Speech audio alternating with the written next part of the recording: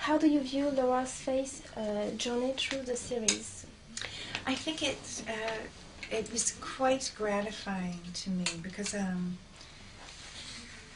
not surprised that Ron was able to do it, but I was truly pleased that he was able to bring her to such a peaceful place and such an accepting place. Her journey was quite interesting to me and quite illuminating and familiar, I think, for middle-aged women. That's what I liked about it. It was a journey from someone who found herself in a situation she did not want to be, and within that discovered reserves of power and understanding and kind of a discipline that I'm not sure she knew she had, and seemed at the beginning very fearful of death, and by the end felt she had done as good a job as she could have, and then left in a quite peaceful manner. So I was very pleased that the ending was not tragic. Right? It wasn't. No, yeah. That's right. But what about her loss of faith in the second part of the last season, when she discovered the Earth and it was... yeah. Her loss of faith was very hard. I didn't want it. Didn't want them to write that. I didn't want to lose it. I didn't want her to, but I understood it. It was devastating. And it was a very interesting thing because I don't think she would have gotten to the place where she was at the very end had she not had that moment of complete, where you just let go of everything and you just lose it all and you stop and you give up.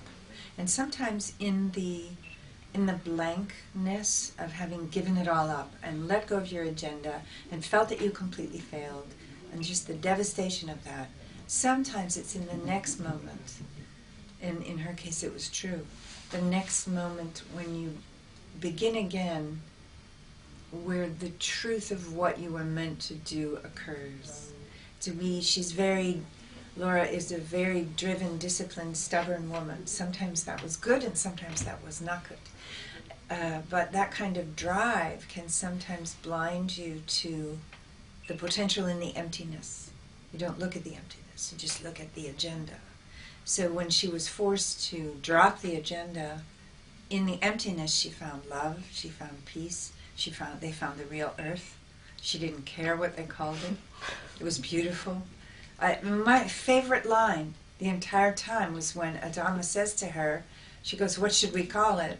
She's, can barely talk, and he says, "Earth," and she starts laughing. She kind of snorts. This isn't Earth. He says, "No, I don't." "Okay, fine, it's Earth. I don't really care. It's beautiful." To me, that was extraordinary. After 4 years of, we must find Earth, we must find Earth, we must find Earth. I don't care, whatever. You want to call it Earth, honey? It looks like Earth to me. I thought that was really nice. There is something I noticed with your interview and the one we had with James earlier. You both seem to have this wisdom in you and this peace when you speak, and this love as well. Is it something that is linked to the end of the show and maybe something you had in you by the end of the show? I think the show brought out the best in all of us. I honestly feel like working on this show helped all of us grow in the right way.